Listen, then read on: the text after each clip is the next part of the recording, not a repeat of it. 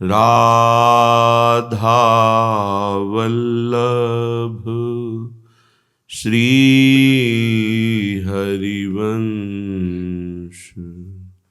राधा वल्लभ श्री हरिवंश। वृंदावनेश्वरी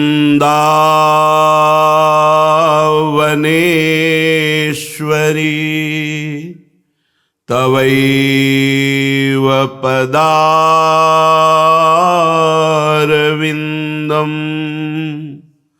प्रेमामृतैकमकरन्द रसौघपूर्णम्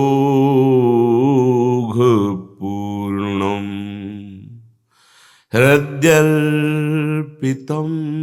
मधुपते स्मर्तापमुग्रं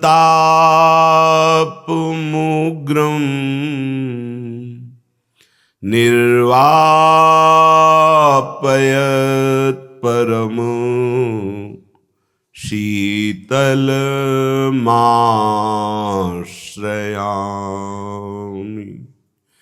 निर्वापयत्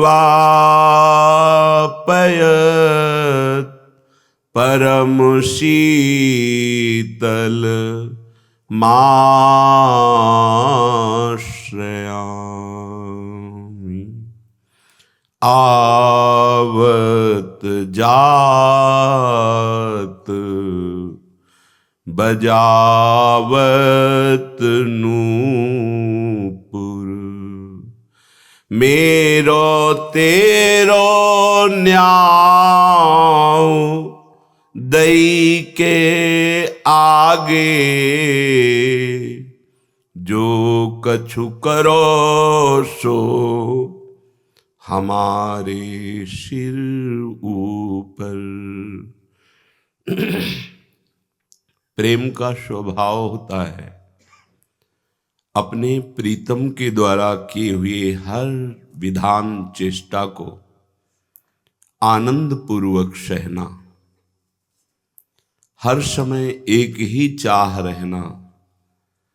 हमारे प्राण प्यारे कैसे प्रसन्न हो, वो जैसे प्रसन्न हो हमारी हर वृत्ति वही करेगी। उनकी हर चेष्टा हर विधान हमें परम सुख प्रदान करे। प्रेमी का स्वभाव यही होता है। अगर उसकी याचना होती है तो केवल एक बात की, नेक प्रसन्न दृष्टि पूरन करे। आप थोड़ा सा प्रसन्न होकर हमारी तरफ देख लीजिए, कैसी अद्भुत मांग है और कोई मांग नहीं। प्यारी जू नेक प्रसन्न दृष्टि पूरन करे। प्यारी जू एक बार हमारी तरफ पूर्ण प्रसन्न दृष्टि से देख लीजिए, फिर आपको जो भावे सो करो। बस इतना याद रखना कि आपके सिवा हमारा कोई नहीं है, आप ही हमारी सर्वस्व हो। अब जो भावे सो करो, जो आप करोगे वही हमें परम सुख प्रदान करने वाला बनेगा। जोई प्यारो करे सोई मोहि भावे। श्री लालजू महाराज प्यारी जू के प्रेम में ऐसे पगे हैं कि जो अनिर्वचनीयम प्रेम स्वरूपम कहा गया वो ठीक सार्थक लालजू के ऊपर ही होता है। यद्यपि ये अखिल ब्रह्मांडों के स्वामी हैं, पर प्रीति की रीति रंगीलो ही जाने। प्रेम की रीति का निर्वाह करना तो यही जानते हैं। जरा सा प्यारी जू ना देखे ना बोले तो जलमीन सी गति हो जाए है। श्री ध्रुवदास जी महाराज। यही प्रेम उपासना के सीढ़ी सोपान पर चढ़ने पर उपासक इस प्रेम लीला का अनुभव कर पाता है। ये प्रेम लीला केवल रसिक महापुरुषों के अनुभव का विषय है, वाणी से तो वर्णन हो ही नहीं सकता है। अनिर्वचनीयम प्रेम स्वरूपम, प्रेम का स्वरूप वर्णन नहीं किया जा सकता। कुछ दशा, कुछ लक्षण बाहरी वर्णन किए जा सकते हैं। फिर ये तो प्रेम समुद्र का सार श्री लाडलीजू और लालजू महाराज का, बिहारीजू महाराज का जो निज महल का विलास, ये तो योगींद्रों मुनींद्रों के लिए भी दुर्लभ है। कोई कह सकता है जो योगींद्रों मुनींद्रों के लिए दुर्लभ हो, हमें कैसे सुलभ हो सकता है? तो जैसे आवे में पकी हुई मटकी को फोड़कर फिर कुछ नहीं बनाया जा सकता,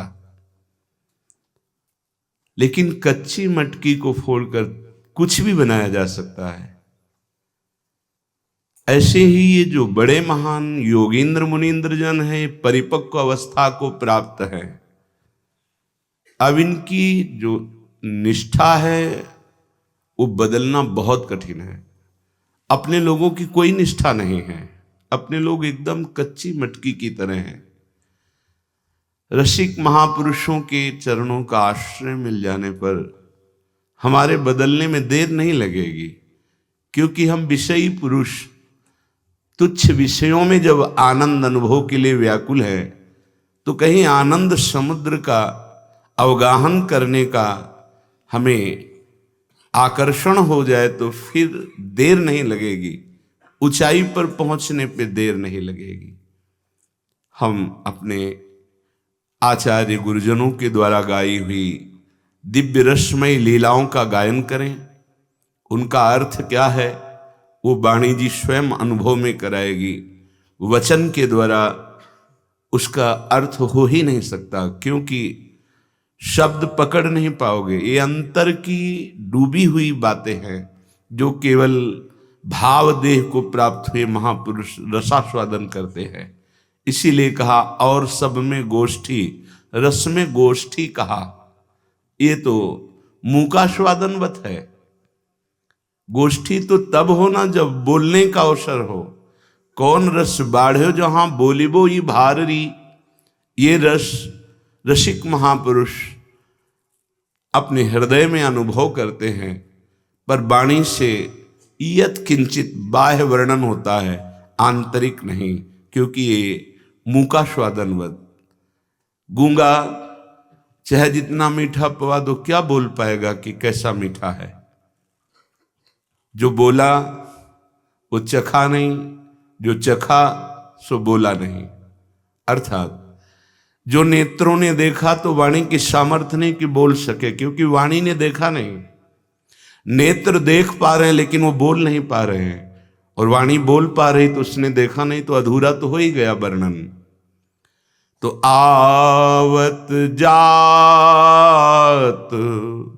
बजावत नूपुर, मेरो तेरो न्याव दई के आगे, जो कछु करो सो हमारे सिर पर, निपट निकट मवास हुए रही प्यारी,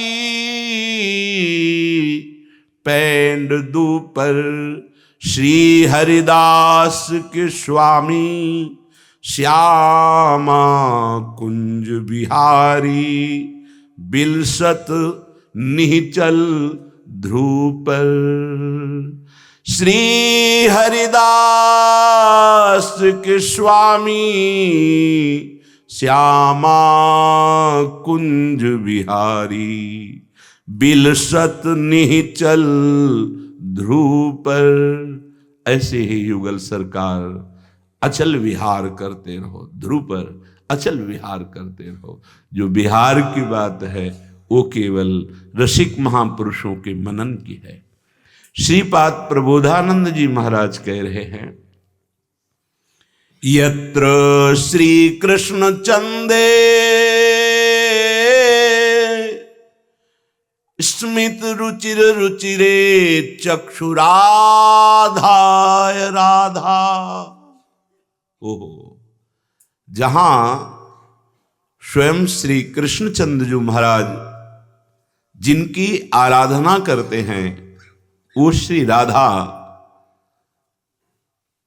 उनके मुखमंडल में चकोर की भांति नेत्र लगाए गए, चक्षुराधे राधाम। ये नेत्रों से श्री स्वामिनी जी के मुख चंद्र से जो प्रगट रूपामृत है उसका पान कर रहे हैं।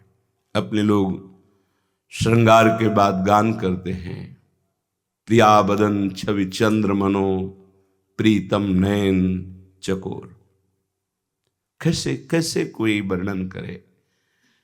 अनंत ब्रह्मांडों के स्वामी, सौंदर्य माधुर्य के समुद्र प्रभु, जिनके रूप का अपलक नेत्रों से पान करते हैं, उस रूप का कैसे कोई वर्णन कर सकता है। तेरो रूप कहत नहीं आवे, जैसे हित हरिवंश कछुक जस गावे। यत्र श्री कृष्ण चंदे स्मित रुचिर रुचिरे चक्षु राधाय राधा।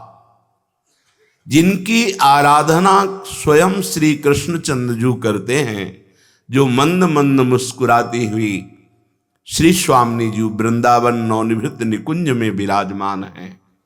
लालजू अपने नेत्रों को स्वामिनी जी के मुख चंद्र पर एकटक लगाए हुए हैं, अपलक लगाए हुए हैं। और वक्तेन्द्रौ मंद मंदम रणयति मुरली मुल्लसद्रो महर्षे। श्री प्रियाजू की तरफ देखते हुए रोमांच हो रहा है। देखो, प्रेम समुद्र में उफान आ रहा है, क्योंकि शांद्रानंद घन प्रेम मूर्ति किशोरी स्वामिनी जी प्रेम समुद्र का सार हैं। रूपचंद्र का पान करते हुए चकोर की भांति लालजू के नेत्र श्री स्वामिनी जी की आराधना करते हैं। स्वामिनी जी के रूपामृत का पान करके पुलकित हो जाते हैं, रोमांच हो जाता है। और वक्तेन्द्रो मंद मंदम रणयति मुरली मुल्लसद, बड़े उल्लास से युक्त हो करके अपने अधरों में मुरली विराजमान करके राधा राधा राधा ऐसा रटते हैं। जब ये अपने अधरों में विराजमान करके मुरली नाद करते हैं तो वैकुंठे ध्यान लीला नाखिल करण गण स्थित प्रभु काम मूर्छा। वैकुंठाधिपति भगवान श्री नारायण बंशी की ध्वनि सुनकर प्रेम विकल मूर्छित हो जाते हैं। कैसी अद्भुत झांकी का दर्शन कर रहे हैं श्रीपाद वृंदावन से। ये कल्पना नहीं है, वो देख रहे हैं।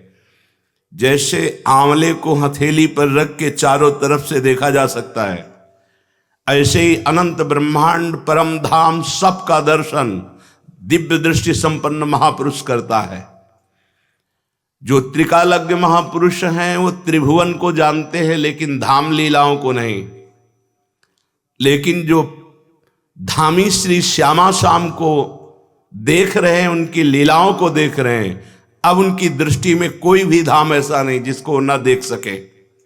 बैठे बैठे ही सब कुछ देख रहे हैं।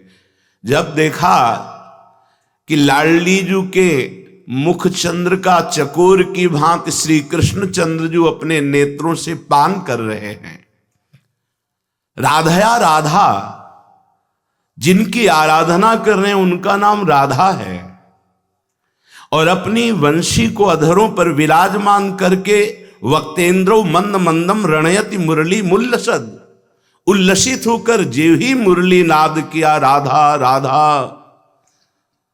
रोम हर्षे पुलकित स्वयं लालजू हो गए, आनंद विह्वल हो रहे हैं। तो क्या हुआ? बोले वैकुंठे ध्यान लीला ना अखिल करण गण स्तत प्रभु काम मूर्छा। वैकुंठ के प्रभु श्री नारायण वंशी ध्वनि सुनकर के प्रेम मूर्छित हो गए। संप्रापो श्री विषादी न मुद मणुमपि प्राप तत्र लोकहा। लक्ष्मी जी का स्वभाव चंचल बताया गया है। लेकिन आज वो अपने स्वभाव को भूलकर समाधिस्थ हो रहे। समाधिस्थ ध्यान लीला ना अखिल करण। जो प्रभु समाधिस्थ थे वो प्रेम विकल हो गए नारायण, और जो लक्ष्मी जी का स्वभाव चंचल कहा गया है वो प्रेम समाधि को प्राप्त हो रही। ऐसे तीनों लोकों को वश में करने वाली जहां मुरली बज रही, जहां मुरलीधर को अधीन करने वाली श्री किशोरी जो विराजमान है, ऐसे वृंदावन का जो आश्रय ले लेता है, जो वास स्वीकार करता है, जो आराधना वृंदावन की करता है, तो कह रहे हैं यहां जो वास कर रहे हैं, चाहे वो शुनी माने कुतिया या कुत्ता या शुकर, कोई भी पशु पक्षी, ये बड़े बड़े परमहंस हैं, कोई साधारण नहीं है। जहां ऐसे प्रिया प्रीतम विराजमान हैं जिनका नाम श्यामा श्याम है, जिनका धाम वृंदावन है, ऐसे वृंदावन के पशु पक्षियों में कभी हे भाव न कर लेना। एक बहुत बड़े परमहंस की जैसे सानिध्य और आराधना से हमारा हृदय पावन हो जाता है, ऐसे यहाँ के पशु पक्षियों की आराधना करने से श्यामा श्याम की प्राप्ति हो जाएगी। हरिराम व्यास जी कहते, खग मृग पशु पंछी जेया बन के चरण शरण रख लीजिए। आचार्य हैं महाप्रभु हरिवंश चंद्र जी कह रहे, हे राधाया रति गृह सुका, हे मृगा हे मयूरा भूयो भूयः प्रणतिभिर्हम प्रार्थये अनुकंपाम। हे किशोरी जी के महल के खग मृग पशु पंछी में बार बार प्रणाम करता हूं और आप सबसे कृपा की याचना करता हूं, आप हम पर कृपा दृष्टि से देखें। तो श्री वृंदारण्य मन्ने तव रजसी लुठच्छादि देहम च धन्यम। वो देह धन्य है जो एक बार वृंदावन की रज में लौट गई है। अहो भाग्य जो रोज रज का सेवन करते हैं। कई बार प्रार्थना की है, पैसा नहीं लगता है, खूब रजरानी की कृपा है। आप जैसे गिरिराज जी की परिक्रमा से 10-20 किलो रज सोहनी लगाकर एकत्रित कीजिए, अमृत है अमृत। जहां कहीं वृंदावन से रज मिल जाए महान अमृत है। रोज स्नान के बाद जैसे पाउडर लगाया जाता है, ऐसे आप पहले चाल लीजिए और महीन रच करके स्नान के बाद जब लगाएंगे तो पूरे शरीर में के रोम रोम में वो रज, और रज रानी आपके शरीर का स्पर्श कर रहे हैं तो आप प्रिया प्रीतम के स्पर्श का अधिकार प्राप्त कर लेंगे। जैसे एक उपासक आए तो बोले हमें अमुक अमुक अमुक अमुक, ऐसे न जाने कितने प्रभु के नाम बताए, साक्षात्कार हुआ है। फिर ऐसे प्रश्न किए जो साक्षात्कार के विरुद्ध होते हैं। साक्षात्कार एक बार होता है, एक बार हो गया तो आजीवन के लिए लुट जाता है। वो पिय मूर्ति नयनन बसै तेहि रस लाय समाय, प्रीतम नेत्रों में बस जाते हैं। पता नहीं कौन सा साक्षात्कार होता है। अरे साक्षात्कार के पहले ऐसी दशा हो जाती है, ना कोई अन्य याद रहती है, ना अन्य कोई चाह रहती है। जैसे सूर्य उदय होने के पहले ही कुछ 30 मिनट 40 मिनट देखिए अंधकार गायब होना शुरू हो जाता है। ऐसे भगवत साक्षात्कार होने के पहले ही अज्ञान अंधकार का नाश हो जाता है। सही ढंग से चलो, साक्षात्कार के लिए ही मानव देह मिली। व्यर्थ में इधर उधर की कल्पनाओं को साक्षात्कार मत मान लीजिए। श्रीपाद कह रहे हैं, नान्यत्राढ्यम चतुर्भिः श्रुति मुखर मृखै श्रीर्भुजैर्वा वृणाय। अगर बाहर वो चतुर्मुख ब्रह्मा के समान वेदज्ञ है, ब्रह्मा के समान प्रवीण है, मैं उसे यहां वृंदावन के तिनके के समान भी नहीं समझता हूं। क्यों? क्योंकि ये वृंदावन की गुल्म लता औषधि उद्धव जैसे महापुरुष बनना चाहते हैं, जो भगवान के समीप विराजमान हैं, जो भगवान का उच्छिष्ट पाते हैं और भगवान के प्रसादी वस्त्र धारण करते हैं, और भगवान जिनके साथ एकांत में बैठकर प्रेम वार्ता करते हैं, मंत्रणा करते हैं। भगवत प्रेम कैसे प्राप्त होता है वो भेजा गोपी जनों के पास। ऐसे महामहिम यहां के तृण बने हुए, गुल्म लता औषधि बने हुए। यदि वो चारों वेद कंठस्थ किए हुए चार मुखों वाला स्वयं ब्रह्मा भी हो तो मैं वृंदावन के तृण के समान भी उसे नहीं मानता। एक बार किसी ने बड़े अपने गुरुजनों से किसी की बड़ाई बाहर की कि इतने योजन में उनका आश्रम बना हुआ है, ऐसा ऐसा ऐसा। तो उन्होंने कहा कि आप वृंदावन में बैठे हैं, वृंदावन में एक फूस की झोपड़ी बनाकर जो रहता है उसकी बराबरी ब्रह्मा भी नहीं कर सकते, औरों की तो बात जाने दो। ये धाम है प्रिया प्रीतम का। यहां कह रहे हैं किंचन मात्र मेरी कहीं महत्व बुद्धि नहीं होगी, क्योंकि वृंदावन निष्ठा जागृत है, वृंदावन की महिमा को देख रहे हैं। धन्यासौ या वराकी त्वयि वसति सुनी नाहम अन्यत्र मन्ने। वृंदावन की सुनी माने कुतिया या श्वान कुत्ता, जो वृंदावन की रज में पड़ा रहता है, जो रज में ही भोजन पाता है और इसी रज में शरीर छोड़ देता है, उसकी बराबरी में ब्रह्मा को भी नहीं मानता। और नहीं है ब्रह्मा जी 60,000 वर्ष तक तप करके भगवान से याचना की कि गोकुल में मुझे कोई वास दे दो, नहीं सौभाग्य प्राप्त हुआ। अपने लोगों को महारानी जी की कृपा हो गई, धाम वृंदावन महाप्रेम रस निधि, ये आश्रय दर्शन वास सब कुछ प्रदान कर दिया। क्या रह गया है जो लाडली जी ने नहीं दिया? जरा सोचो, जिस महामहिम वृंदावन की ऐसी महिमा है कि इसके मध्य में वास करने वाली सुनी कुतिया की समानता ब्रह्मा जी को भी नहीं सौभाग्य है, वो हम जैसे अधमों को प्राप्त हुआ। अब क्या चाहिए आपको? वो राधा नाम जो स्वयं श्री हरि अपनी जिह्वा से रटते हैं, वो रटने का सौभाग्य मिला। वो रसिकों का संग जिसके लिए याचना ध्रुव जी महाराज कर रहे हैं कि मुझे अटल पदवी में जो मांगा वो धोखा हो गया। प्रभु, यदि मुझे आपके प्रेमी जनों का संग मिला होता तो आपकी श्री अंग सेवा मांगता, अटल पदवी नहीं। वो भगवत प्रेमी महात्माओं का आपको संग मिला। यहां कौन कौन से महात्मा किस कोटि के बैठे हैं, व्यक्त अव्यक्त, आपको क्या पता? ये श्री जी का धाम है, कब कहां कौन सी विभूति आपके पास ही बैठी हो और आप न जान पाए। और ये उस रज में बैठे हो जो शिव सनकादिक याचत। कितना बड़ा सौभाग्य! ये सौभाग्य तुम्हें दिखाई दे रहा है? अगर दिखाई दे रहा है तो रोना आएगा कि लाडली में अनाधिकारी और मेरे ऊपर कितनी कृपा। लेकिन हम तो कोसते रहते हैं, कहां प्रभु हम पर कृपा करे, क्योंकि हम कृपा मानते हैं भोगों में। इस कृपा को नहीं देख रहे कि जो अहेतुकी अमोघ कृपा हुई है। ऐसी कुछ माया की चाल है कि वो समझ ही नहीं पा रहा कि हमको नाम और मंत्र एकत्रित करना है। वो केवल मन को बहिर्मुख करके अर्थ आदि की प्राप्ति या भोग वासना या समय व्यतीत करना, समय कैसे कटे फंसाते रहता है। यहां मुक्त होने के लिए रखा गया, वो फंसाता चला जाता है अपने मन को। सावधान! यहां की क्यों इतनी महिमा गाई गई है? ये कोई अलंकार की भाषा नहीं बोल रहे श्रीपाद। यदि आप रहने से रह जाएं तो जिन प्रिया प्रीतम के ध्यान की क्षमता इन बड़े बड़े महापुरुषों में नहीं, उनकी श्री अंग सेवा का अधिकार मिल जाएगा।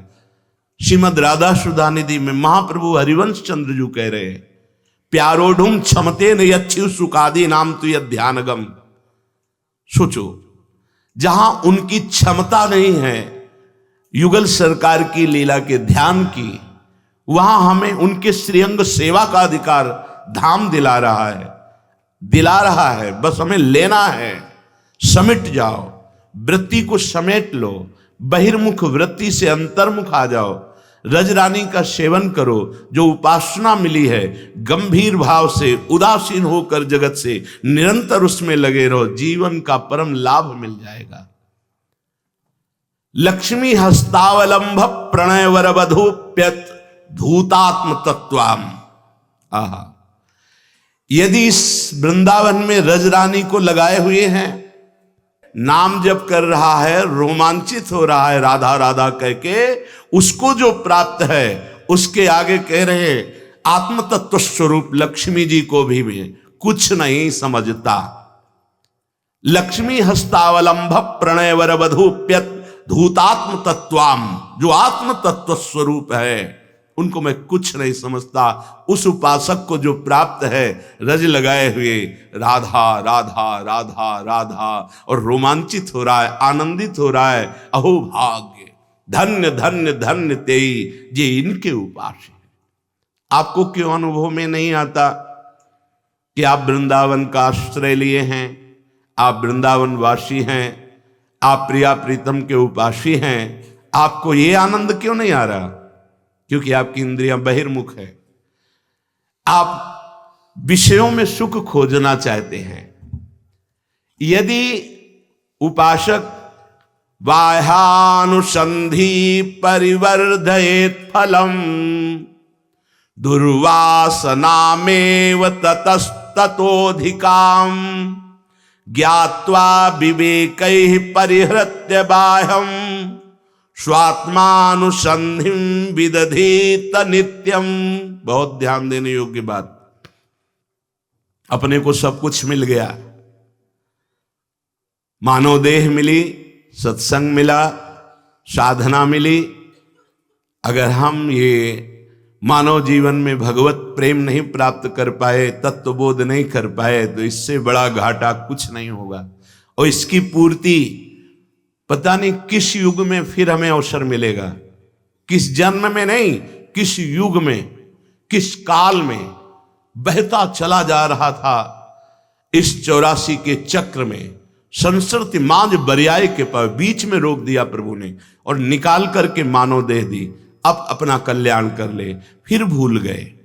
उपासक बाह्यानुसंधि परिवर्धयेत फलम, जब तुम अपनी इंद्रियों को बाहर रखोगे और ये भेद दृष्टि से स्त्री पुरुष, सुख दुख, मान अपमान, विषय चिंतन, तो इसका फल भी उत्पन्न होगा। देख लो, वृंदावन में हो लेकिन कितना प्रेम है प्रियालाल से, आप देखो। कई बार दिन में रोते हैं, ये देखिए। कितनी बार तड़पते हैं आप प्रिया प्रीतम के लिए, ये देखिए। आपका मनोरंजन कहां होता है? प्रियालाल की रूप माधुरी, लीला माधुरी, गुण माधुरी नाम या सांसारिक नाम रूप में, सांसारिक भोगों में, सांसारिक वार्ता में? देख लीजिए। बाह्यानुसंधि परिवर्ध ये फलम, फल मिलेगा तुम्हें। यदि तुम अपने इंद्रियों से बहिर्मुख होकर विषयों का चिंतन कर रहे हो तो उसका फल प्रकट होगा, दुर्वासना। और ये दुर्वासना मम सदा परिकर्षयन्ति, दुर्वासना मुझे भोगों की तरफ खींचती है। फिर भोग क्रिया होती है, फिर उस दुर्गति होती है। दुर्गति स्वरूप भ्रम, देहाभिमान दृढ़, नाना प्रकार के भोगों में सत्यत्व बुद्धि गया। यही दुर्गति, जीते जी दुर्गति है। तभी तो जीते जी जीवन मुक्त है। जिसकी इंद्रियां अंतर्मुख हैं, निरंतर प्रभु का चिंतन हो रहा है, उसका फल प्रकट होता है। क्या? दुर्वासना भस्म हो जाती है और वो जीवन मुक्त हो जाता है। जिसकी इंद्रियां बहिर्मुख है, विषयों का चिंतन करता है, उसका फल प्रकट होता है, दुर्वासना बढ़ती है और दुर्व्यवहार रूपी क्रियाएं होती हैं, असत क्रियाएं होती हैं और वो दुर्गति को प्राप्त हो जाता है। इसलिए तुम्हें बार बार इस विवेक का आदर करना चाहिए कि ये भोग तुम्हारे सुख के लिए नहीं है, ये भ्रमात्मक है। तुम शरीर नहीं हो, तुम इंद्रियां नहीं हो, तुम मन नहीं हो, तुम आत्म स्वरूप हो। बिल्कुल ध्रुव सत्य है। देखो, एक छोटी सी यहां स्वर्ण की नाक में पहरी जाती, छोटा सा लौंग जैसा, उसे आप क्या बोलेंगे? स्वर्ण। और सुमेरु पर्वत को क्या बोलेंगे? स्वर्ण। कितना हम यहां वजन का नहीं, जो नाक है इसका आभूषण है तो उसे लौंग कह सकते हैं, उसे नथ कह सकते हैं, बेसर कह सकते हैं। ये नाम रूप उसका अलग हो सकता है, लेकिन है क्या? तो बोलेंगे स्वर्ण। तो सुमेरु क्या है जो 4 लाख योजन का? बोले स्वर्ण। ठीक ऐसे ही ईश्वर क्या है? बोले भगवत स्वरूप। तो जीव क्या है? आत्म तत्व क्या है? बोले भगवत स्वरूप। स्वर्ण की पहचान रखने वाला वजन को नहीं देखता, नाम को नहीं देखता कि ये हार है, ये कुंडल है, ये कर्ण आभूषण है, ये नथ है, वो ये नहीं देखता। वो बोलता है स्वर्ण। कीमत नथ की नहीं है, स्वर्ण की है। ऐसे ही चींटी में, हाथी में, ब्रह्मा में एक ही वो भगवान विराजमान है, इतना भी अंतर नहीं है। वैसे ही आप केवल शरीर भाव से होने के कारण जीव कहलाए गए, नहीं तो जैसे छोटी सी नाक की लौंग वो स्वर्ण ही है, ऐसे ही चींटी के अंदर जो बैठा हुआ परमात्मा वो आत्म तत्व परमात्मा ही है, बिल्कुल अंतर नहीं। वैसे ही तुम्हारे अंदर बैठा हुआ, अपने से लेकर संपूर्ण सृष्टि में एक ही परमात्मा विराजमान है। सच्ची मानी, ये बहुत बड़ा भ्रम हो गया है। 10 आदमी नाव से उतरे तो बोले गिन लो यार, कोई कहीं गिर तो नहीं गया? वो 1 2 3 4 5 6 7 8 9। बोले 9 है, एक गायब है। बोले तुम गिनो। वो 1 2 3 4। तो जो नाविक था उसने कहा 10वें तुम हो, अपने को क्यों नहीं गिन रहे? तुम अपने को भूल कर गिनते रहोगे, गिनती कभी पूरी होगी ही नहीं, 9 ही निकलेंगे, 10वां नहीं मिल पाएगा। वो 10वां तुम हो पक्का। सर्वम खलमिदम ब्रह्म। तो इधर से शुरू करो। छोटा बड़ा नहीं, आकार नहीं, नाम रूप नहीं, वो तत्व सब में समान भाव। सर्वान वस्तुतया निरीक्ष, हरिवंश महाप्रभु। सर्वान वस्तुतया निरीक्ष, तो सर्वान में ये भी तो है ना, तो यहां भी तो है ना, इस हृदय में भी विराजमान वही है। तो आप कौन हुए जो सर्वान वस्तुतया निरीक्ष? तो आप कौन हैं? वो वस्तु ही तो है। कौन? जिसकी खोज कर रहे हो। जब जीव भगवत धाम जाता है तो किस स्वरूप से जाता है? निज स्वरूप से। वो निज स्वरूप क्या साधना से पैदा हुआ क्या? नहीं, वो था, वो है, वो रहेगा। उसे भूल गए थे। बस असाधनों का त्याग करते करते जे ही हृदय पवित्र हुआ तो ये झांकने में आ गया, हाँ मेरा स्वरूप क्या है। तो वो पार्थिव शरीर का राग त्यागी भगवत अनुराग में डूबा हुआ अपने स्वरूप को प्राप्त करके धाम जाता है, या वो अपने स्वरूप को प्राप्त करके मोक्ष पदवी को प्राप्त होता है, लय हो जाता है, ज्ञान मार्ग। खास बात पकड़ो, बाह्यानुसंधि परिवर्धयेत फलम। ये बहुत बढ़िया बात है। साधक हर समय बहिर्मुख रहता है। बहिर्मुख का मतलब ये सत्य है संसार, इस भाव से व्यक्ति का चिंतन, चाहे स्त्री शरीर का चिंतन, पुरुष शरीर का चिंतन, विषयों का चिंतन, मान प्रतिष्ठा का चिंतन, राग द्वेष का चिंतन, ये बहिर्मुख है। बहिर्मुख का मतलब नहीं कि आंख खोल के नहीं देखता, वो कोई क्रियाएं नहीं करता, वो कोई बात नहीं करता। वो बात करता है लेकिन भगवत स्वरूप में स्थित होकर। वो देखता है सबको भगवत स्वरूप, वो क्रियाएं करता है भगवत भाव में मगन होकर। वो बहिर्मुख नहीं है। चेष्टाएं बहिर्मुख दिखा रही, हर समय वो अंतर्मुख रहता है। बाह्यानुसंधि, वो बाह्य चिंतन कर रहा है, भगवत विमुख चिंतन कर रहा है। तो परिवर्धयेत फलम, उसका फल प्रकट होगा, दुर्वासना। और ये दुर्वासना उत्तरोत्तर बढ़ती जाएगी। परिणाम अशांति, क्लेश, दुख, विक्षेप, डिप्रेशन, ये सब। तुम अपने विवेक का आदर क्यों नहीं कर रहे हो? जो तुम्हें सत्संग में विवेक प्राप्त हुआ उसका आदर करो ना। वास्तविक तुम शरीर नहीं हो। ये 4 दिन के लिए छूट जाएगा शरीर। काम बना लो अपना। तुम न स्त्री हो न पुरुष हो, तुम भगवत स्वरूप हो, मानो। जैसे कहा जाता है कि जीव ईश कैसे हो सकता है, तो है कौन ये? कहां से आया है? तो बोलना पड़ेगा ईश्वर अंश, ठीक है।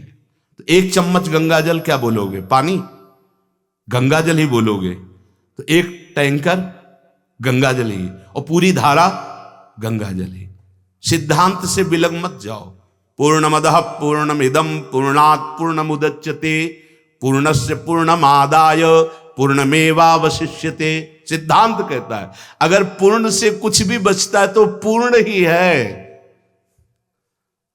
पाणे का लड़का पाणे ही होता है, नहीं तो अविनाशी का बच्चा अविनाशी ही है। बच्चा आत्मस्वरूप अंश, कोई अंतर नहीं। ये अपने हमारी जो दुर्दशा हो गई ये देह भाव में हो गई है। देह भाव में आकर हमारा पतन हो गया। ये भोग, ये देखना, ये सूंघना, ये छूना, इनकी कोई आवश्यकता नहीं है। ये जो अभाव पैदा हुआ है आपके अंदर अपने को भूल जाने, अपने प्रभु को भूल जाने के कारण, अपनी प्रियाजू को भूल जाने के कारण। देखो, अगर साधन करके भगवत प्राप्ति करनी तो ये बात समझना होगा। आज हम संत महात्माओं के पास भी जाते हैं तो केवल अपनी बाह्य कामनाओं की पूर्ति की लालसा लेकर जाते हैं। ये नहीं सोचते कि जो दुख की जड़ है उसमें आग लगा दें, जड़ से दुख को नष्ट कर दें। वो एक ही उपाय है, भगवत प्राप्ति। भगवत प्राप्ति सतत भजन से होती है, चिंतन से होती है। जो इस बात को हर समय जानता रहता है, देखो पकड़ना बात कि वास्तविक मैं शरीर तो नहीं हूं। शरीर पंचभूतों से रचा है। अगर हमको यहां से कैंसर हो जाए तो यहां कटवाने में कोई फर्क नहीं पड़ेगा। कटवा दिया, अंग कटवा दिया, और पूरा कैंसर से भी बड़ा भयानक ये दुर्वासना अनंत जन्मों से लगी हुई है। इसके लिए पूरे शरीर को छोड़ना होगा, शरीर का राग छोड़ना होगा। शरीर को छोड़ने का मतलब शरीर का नाश नहीं है। शरीर का नाश करोगे दूसरा मिल जाएगा, शरीर भूत का मिल जाएगा, न जाने कितनी गंदी योनियां हैं उनमें चले जाओगे। शरीर का राग छोड़ना है। अब मुझे भगवत प्राप्ति करनी, इसमें इतनी आग है कि शरीर का राग भस्म हो जाएगा। मेरे प्रिया प्रीतम कैसे मिलेंगे? भस्म हो जाएगा शरीर का राग। नाम जप करो, देखो ये आग पैदा हो जाएगी। अंतर दाव लगी रहे धुआं न प्रगटे कोय, कह जाने दिल आपनो या जा सिर बीती होय। पूज्यपाद उड़िया बाबा को ऐसी मुमुक्षुता जागृत हुई कि जीना नहीं, अगर ब्रह्मबोध नहीं तो जीना नहीं। 3 दिन 3 रात तीर्थराज प्रयाग के खंडहर में अपने शरीर को ऐसे, कितनी दृढ़ता, कुछ अनुभव नहीं हुआ। अब क्या करें? कैसे अनुभव हो मैं आत्मस्वरूप हूं? ये शरीर का राग कैसे नष्ट हो? तो नष्ट कर देता हूं शरीर को। क्या जोर की मुमुक्षुता कि शरीर रखना भार लगने लगा। फेंक दिया, लौकी का कमंडल था गंगा जी में, ऊपर का वस्त्र भी फेंका और कहा अपने हाथों से पानी काटूंगा नहीं और डूब के शरीर को छोड़ देता हूं अगर ब्रह्मबोध नहीं होता। फिर मुमुक्षुता इतनी प्रबल थी कि चैन नहीं ले, तो क्या शरीर छोड़ने से ब्रह्मबोध हो जाएगा? फिर रुक गए। क्या करूं, कैसे आत्मबोध हो? भगवान शंकर जी के मंदिर में जाके लेट गए। ऐसी उन्मनी अवस्था, ऐसी उदासीनता, वो केवल उसी स्थिति का महापुरुष जानता है। देहरी पे सर रखा, लिंग पे चरण रखा और लेट गए। या तो ब्रह्मबोध हो या मृत्यु हो, इतनी प्रबल इच्छा। भगवान नर नारायण प्रकट हुए और उपदेश किया। बस उसी समय से समाधान चित्त का 18 घंटे पद्मासन में एक कवल अन्न, केवल एक कवल, एक मुंह में एक बार जितना आ गया, बस 24 घंटे में तब अपने स्वराज्य सिंहासन पर स्थापित हुए। अपने को बड़ा सरल मार्ग मिला है प्रियाजू की करुणा का।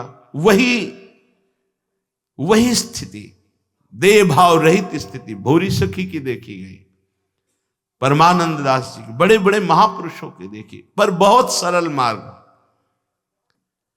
हम बाह्य विषयों में जब तक सुख बुद्धि करेंगे तब तक कोई भी आनंद नहीं मिलेगा, चाहे जिस मार्ग से चलो। वो केवल देह का नाटक चलता रहता है। भगवदानंद लेश अंदर प्रकट नहीं हो सकता बहिर्मुख वृत्ति होने के कारण। तुम ऐसा क्यों नहीं समझते हो कि तुम शरीर नहीं हो? ये शरीर की मांग, ये इंद्रियों की मांग, ये मन की मांग तुम अपनी मान करके अधर्म आचरण, पापाचरण करते चले जा रहे हो। और आचार्य महापुरुष जन कहते, वाहे निरुद्धे मनसः प्रसन्नः तुम मनः प्रसादे परमात्म दर्शनम। सीधी बात। त्यागाच्छांतिरनंतरम, हमारी को अंदर से बुद्धि कहती है भोगाच्छांतिरनंतरम, ये जो जलन हो रही भोग लूं तो शांत हो जाएंगे। शास्त्र क्या कह रहा है? हमारी इंद्रियां जो बाहर जा रही इनको रोक लो। वाहे निरुद्धे मनसः प्रसन्ना, अखंड प्रसन्नता प्राप्त हो जाएगी। और उसी अखंड प्रसन्नता में मनः प्रसादे परमात्म दर्शनम, उसी प्रसन्नता में भगवत साक्षात्कार होता है। तस्मिन् सुदृष्टे भवबंधनाशो बहिर्निरोधः पदवी विमुक्ते। उसी समय आवागमन चक्र नष्ट हो जाता है, जे ही वो परमात्म दर्शन करता है। इसलिए बाह्य विषयों के भोग की चाह को रोक दिया, वही मुक्त पदवी में बैठ गया, वही जीवन मुक्त हो गया। कितना सुंदर स्पष्ट वर्णन है। यदि बाह्य पदार्थों विषयों को भोगने की लालसा को रोक दिया तो मन में एक आनंद मीठा मीठा उत्पन्न होता है। जैसे जैसे भगवत चिंतन अंदर बढ़ता जाता है, आनंद बढ़ता जाता है, उसी आनंद में उसे आनंद की उद्रेक में परमात्मा का साक्षात्कार होता है। और साक्षात्कार होते ही संसार बंधन विध्वंस हो जाता है। अर्थात भोगों से मन को हटा लेना ही जीवन मुक्त अवस्था का अनुभव करना है। पूरा जीवन इसी में लगे, ये खा लें, ये सूंघ लें, ये भोग लें, ये देख लें, ये यथा लाभ संतोष सदा काहू सो कछु न चाहूंगो। भोजन पाते समय आप भोजन नहीं पा रहे हैं, आप ध्यान दीजिए, प्राणों का पोषण हो रहा है। जो मिले रूखा सूखा राधा राधा राधा, अपने कर्तव्य कर्म को कर रहे हैं। ये मानव जीवन मिला है, इसलिए हमें कोई फल नहीं चाहिए, हमें जीवन मुक्त होना, हमें भगवत प्राप्ति परम फल चाहिए। सुख दुख ये एक क्रम है, आता जाता रहेगा प्रारब्ध की रचना से शरीर में। आप उससे निरपेक्ष रहिए, आप पुरुषार्थ कीजिए भगवत प्राप्ति का। हृदय प्रसन्न होता है भोग रहित वृत्ति से। पूरे समुदाय लगा हुआ है भोग युक्त प्रसन्नता चाहना। कौन सुखी है? आप लोग जो कल्पना करते होंगे वो पद वाले और वो संपत्ति वाले सबके दर्शन होते हैं। अशुभ प्रवाह होता है और पश्चाताप की अग्नि जलते हुए बोलते हैं, इतने बड़े बड़े पद में है कि आप जिनकी कल्पना करते हैं कि काश में ऐसा होता, वो हैं वो रास्ता खोज रहे हैं कि जलन कैसे मिटे। वो रास्ता एकमात्र श्री भगवान के चरणों का आश्रय लेकर धर्म पूर्वक कर्तव्य करते हुए, नाम जप करते हुए जीवन बीते। वो तो किया नहीं तो हाथ क्या लगा? पश्चाताप, क्लेश, अशांति, भारी घर में जलन, भारी हृदय में जलन। अब कहां मिटे, कैसे मिटे? क्योंकि पद है, रुपया है, पैसा है, सब है, लेकिन वो नहीं है जो होना चाहिए। वो केवल भगवत चिंतन से होता है, केवल भगवत आश्रय से होता है। अपने लोग बड़े सौभाग्यशाली हैं जो ये बात सुन रहे हैं, इसको धारण कर लो। धारण नहीं करोगे कोई उपाय नहीं है। ये दुखालयम अशाश्वतम तुम्हें कभी सुखी नहीं कर सकता। आज हम चर्चा भी करते हैं तो केवल वही चर्चा करते हैं जिससे और फंस जाएं।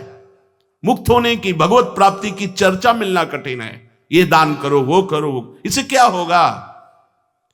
मन तुम्हारा विषयों में लगा है, तुम लाखों रुपया दान कर दोगे, करोड़ों मिल जाएंगे, फिर क्या होगा? लाख में तो तुम्हारी दुर्दशा है, करोड़ में तुम्हारी दुर्दशा और कितनी हो जाएगी। अर्थ है लेकिन राग नहीं है, भोग है लेकिन वासना नहीं है, परिवार में है लेकिन ममता नहीं है, विचार चल रहे हैं लेकिन अहंकार नहीं, वो जीवन मुक्त महापुरुष है, चाहे गृहस्थ हो चाहे विरक्त हो। कहा पंडिता संसद सद विवेकी श्रुति प्रमाण परमार्थ दर्शी। आहा, जानन ही कुर्यादसतोवलंबम स्वापात हेतो शिशुवन मुमुक्षु। कहा पंडित, यदि सद असद का विवेक नहीं तो किस बात के तुम ज्ञानी हो, किस बात के साधक हो, किस बात के हो। बड़ा विचित्र खेल है। सिर्फ अहम का पोषण, अहंकार, अंतःकरण धर्म, अहम का पोषण। कहा पंडित, किस बात के पंडित हो। भगवान पंडित किसे कहते हैं? विद्या विनय संपन्ने ब्राह्मणे गविहस्तनी सुनी च सुपाके च पंडित समदर्शिना। वो पंडित है जो सब में एक भगवान को देख रहा है।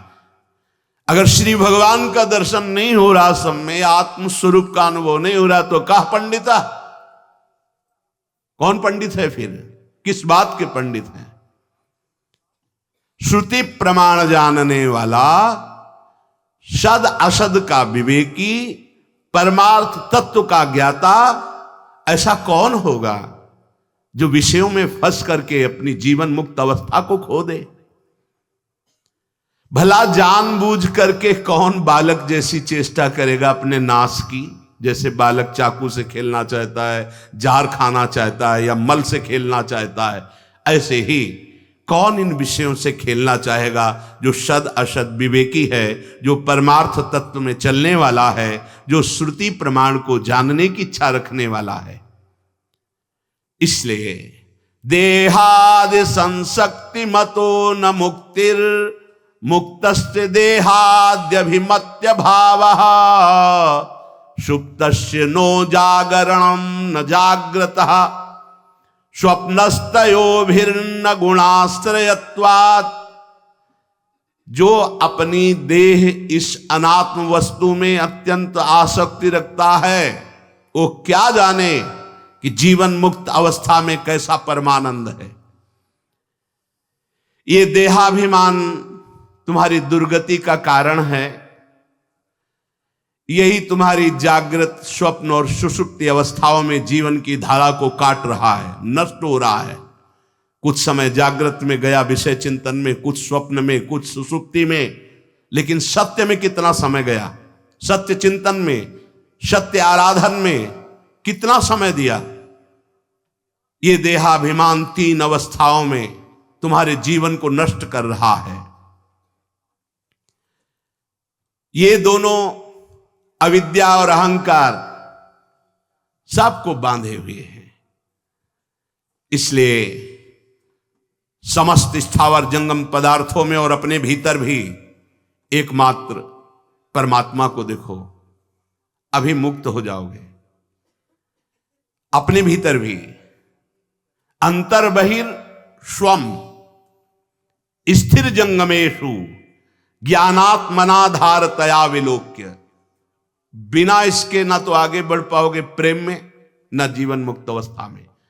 इसलिए हरिवंश महाप्रभु ने कहा, ये क्रूरा अपिपापिनो न च सताम संभास दृश्यासे सर्वानुवस्ततया निरीक्ष परम स्वार्थ। ये अत्यंत आवश्यक है, बिना इसके बात नहीं बननी। अब हम एक दूसरे की निंदा करते हैं, राग द्वेष करते हैं, एक धर्मावलंबी दूसरे धर्म को छोटा बढ़ाकर ऐसे लड़ाई झगड़े, ये परमार्थ नहीं है।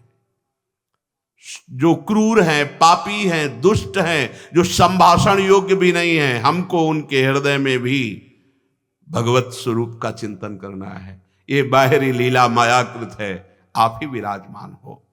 स्वम अपने भीतर भी कह रहे, अंतर बहिर स्वम स्थिर जंगमेशु। अंतर में, बाहर में, जड़ में, चैतन्य में और स्वयं में अपने आराध्य देव का दर्शन करे, अपने इष्ट का दर्शन करे। यहां भी मेरे प्रभु विराजमान है, यहां भी प्रभु विराजमान है, सर्वत्र मेरे प्रभु विराजमान। सा महात्मा सुदुर्लभा, क्योंकि यही माया मुक्त हो पाएगा। जहां कहीं प्रभु के सिवा कुछ और है, वही माया है। ये समस्त स्थावर जंगम पदार्थों के भीतर बाहर और आपके अंतर केवल समस्त उपाधियों से मुक्त अखंड परिपूर्ण रूप स्थित वो परमात्मा ही विराजमान है। ऐसा जो अनुभव करता है वो मुक्त हो जाता है। ये उपाधि बड़ा उपद्रव है। उपाधि, मैं स्त्री हूं, मैं पुरुष हूं, मैं अमुक हूं, मैं अमुक हूं, मैं अमुक हूं, ये सब उपाधियां हैं। और जितनी उपाधियां हैं सब व्याधियां हैं। परमात्मा उपाधि रहित है, तेरा स्वरूप उपाधि रहित है। बस यही बात समझना है। असली में देखो तो उत्तर नहीं निकलेगा। पूछा जाए आप कौन हैं तो उत्तर नहीं दे सकते असलियत में कि आप कौन हैं। मौन ही उत्तर होगा। आप कौन हैं उत्तर नहीं दे सकते, क्योंकि किस बात का उत्तर कैसे दे? जो है वो वाणी से नहीं बोला जा सकता, वाणी की पहुंच नहीं वहां तक। और जो नहीं है तो वो नहीं हूं, तो बोलूं तो क्या बोलूं? इसीलिए मुंह का स्वादनवत उत्तर नहीं है इसका। आप कौन हैं, आपका परिचय क्या है? यही शनकादि ने हंस भगवान से प्रश्न किया था।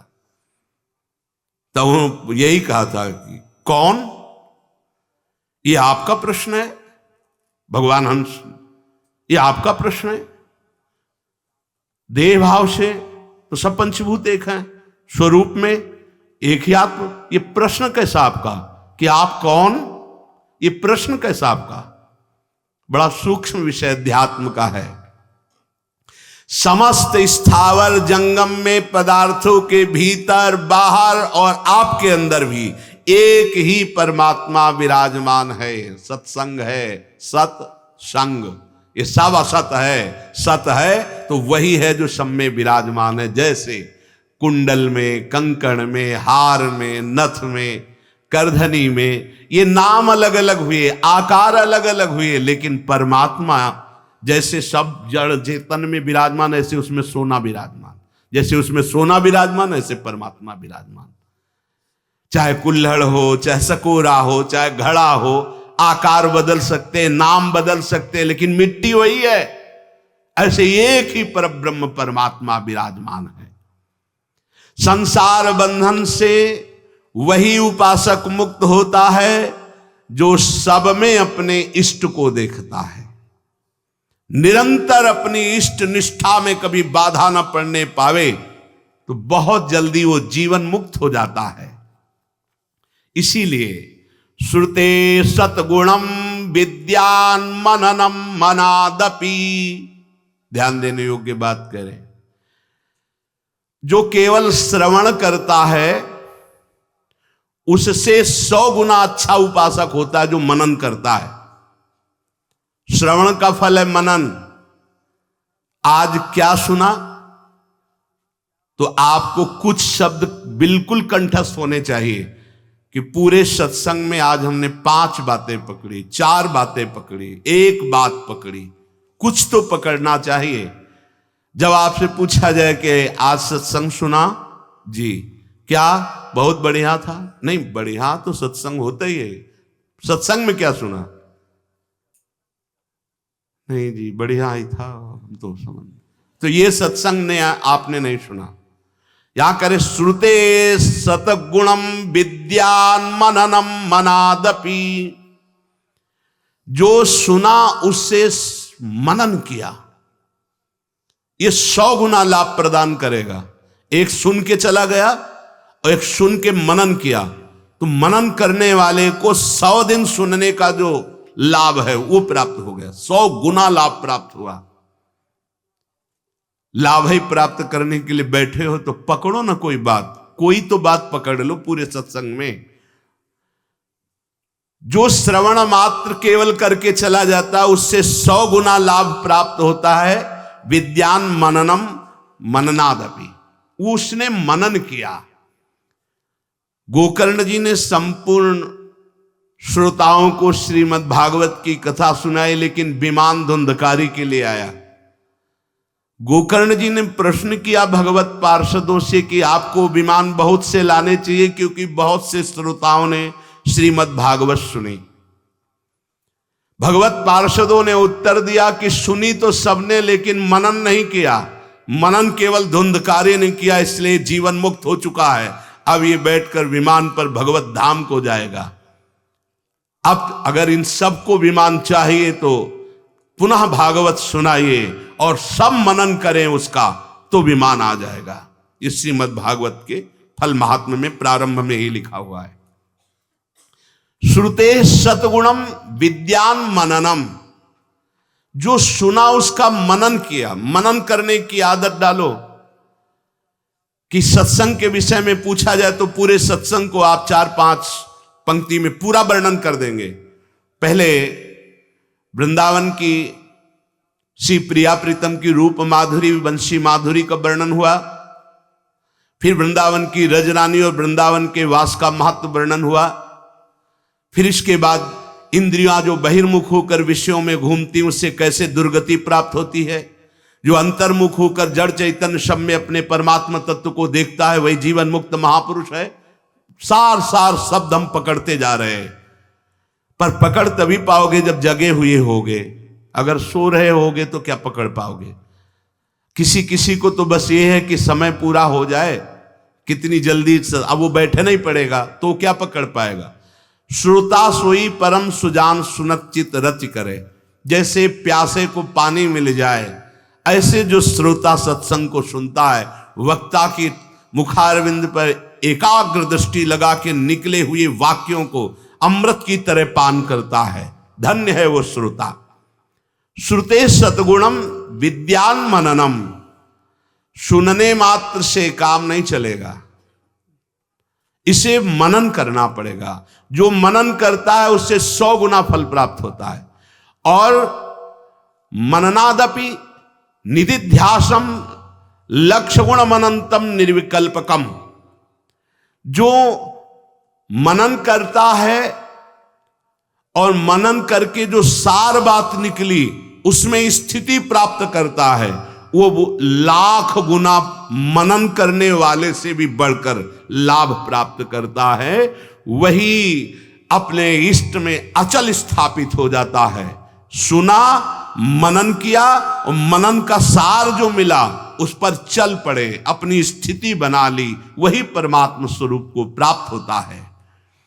योगस्य प्रथमं द्वारम वांग निरोधो अपरिग्रह निराशा च निरीहा च नित्यमेकांतशीलता।